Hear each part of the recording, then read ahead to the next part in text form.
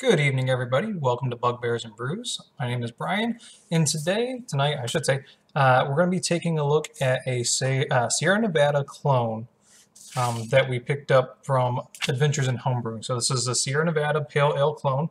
I opened it already because a couple of the bottles I opened previously showed signs of infection and were a bit more explosive, but this one didn't have it, so that's good. Maybe it's just infected maybe we only had a couple of them like that. Maybe it's overcarbonation or something like that.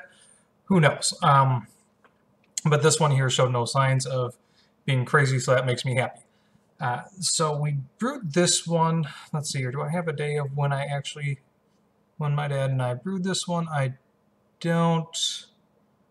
Last updated early August, so I would guess we brewed this one mid-August, looking at the recipe. But we brewed this one because one of my buddies, Mark, who gives us all his bottles because he hates taking back bottles, so he's one of our suppliers of, I should say, really our only supplier, at least constant supplier of beer bottles. The main beer that he drinks is the Sierra Nevada Pale Ale. So we figured, you know what? Mark always does us a solid by tossing us his empty bottles. We'll go ahead and return some of those bottles. We normally do an exchange anyway. Give him a six-pack of beer or so for a couple bags of empty bottles. But I figured send him back the beer that he normally drinks. So if we look at it here, it's this nice kind of ambery, dark. It looks a lot darker on the screen here, but it's this kind of orangey amber color, nice and pretty. Head is nice. Nothing too crazy. There's still a little bit of hops coming through on this one. I'll kind of explain my reasoning behind why I think that's the case. When you think of a pale ale, you don't normally think, or not hops, malt. You don't normally think of like a malty smelling beer, but even tasting this in comparison to the standard Sierra Nevada, it is a little bit sweeter. Mark confirmed that too. It's been a while since I had a Sierra Nevada, but I thought it was a little bit sweeter. And then Mark said, hey, it's good. It's pretty spot on, but it is definitely a little bit sweeter. So I really wish I did have a standard Sierra Nevada to try them side by side, but really where I don't really buy beer because I'm still sitting on about 8 cases in the garage or so, maybe a little bit more than that. Buying beer is just not something that's realistic.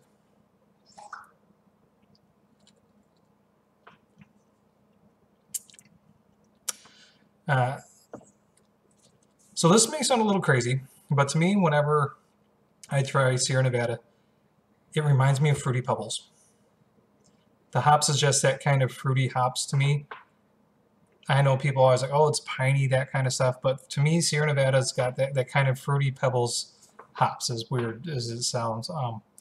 Looking here, our recipe, we used some Pale Ale, I forget how to pronounce it, and then Cascade. So all together, it had, let's see here, 3 ounces of Cascade, 1 ounce as a dry hop. And this was actually the remaining bit of our no, we didn't have Cascade. We all had Columbus. Why the hell does this show whole leaf? All right, so I was looking at the recipe and it showed that we used whole leaf for it, but that doesn't really make sense in my mind because we normally buy pellets, and if we ever use whole leaf, it's what we brew. But my Cascade plant, my Cascade plant didn't actually give us anything the first year, so we would have had carryover from the first year. This year it didn't give us anything because of what we did have dried up from the Killer Sunshine that we had. It is definitely a bit sweeter, I think. Looking here, it's IBUs. For some reason, ours are about 10 less than what the standard Sierra Nevada is. We came in at just under 28, whereas I think Sierra Nevada's 38. Not sure why we have such a big difference there, because it doesn't look like we really made many tweaks to this this recipe here, looking at it compared to what Adventures in Homebrewing does. We always have to make some tweaks because Adventures in Homebrewing, they sell their extract kits based on you doing a 2.5 boil or 2.5 gallon boil, and then filling up to 5 gallons post boil. However, we do a full boil starting with 6.5 gallons and boiling down to to 5.5. We'd like to have a little bit extra, but in this case, we even went with a complete 5-gallon.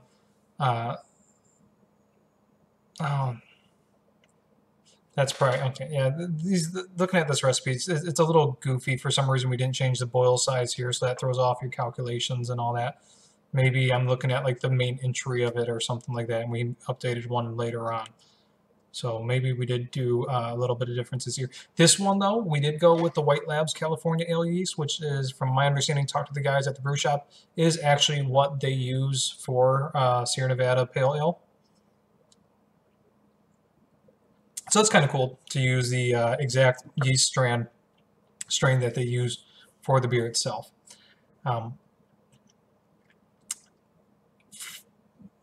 For this beer, for the people that haven't had it, it's a good beer.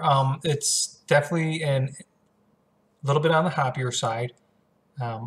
It's nothing too crazy, though. It's not like you're eating a pine tree or anything like that.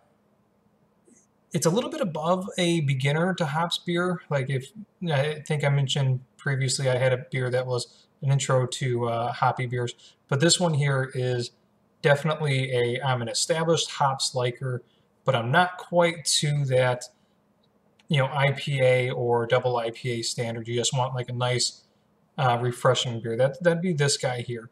Like I said, it does have a little bit of sweetness to it, but it's not very malt flavorful. You don't get your caramels and all that kind of flavor that you normally get with like the more malty beers. It's in there, but not as much as, it's a pale ale. It's not going to be on the malt side. Definitely smells maltier than it tastes, but like I said, I think that's because our IBUs are way less than what the standard Sierra Nevada is. Feels nice and good on the tongue, nothing too bubbly or anything like that, but I think all the cases where we've had it where it's been too bubbly, it's mainly been because of that infection that we're still trying to get rid of. Hopefully by changing out some of the equipment, that should help alleviate that. Would I brew this one again?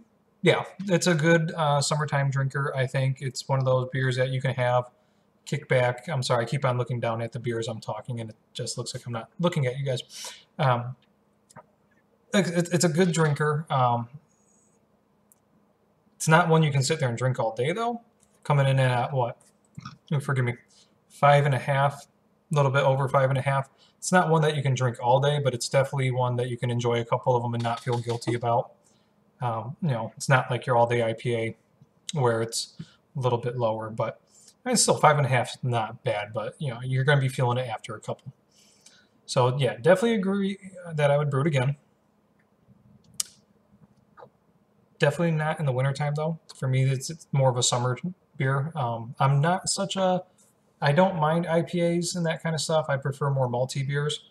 But when I do think of IPAs, I definitely think of them more as a summertime beer. So where we're coming across the wintertime coming up here, even though I know Hop Slam, which is your hop bomb, comes out in winter. To me, just hoppy beers are summertime. So I'm going to go ahead, sign off, drink the rest of this beer, relax, and actually, honestly, film another video for D&D stuff. So take care, guys. Cheers.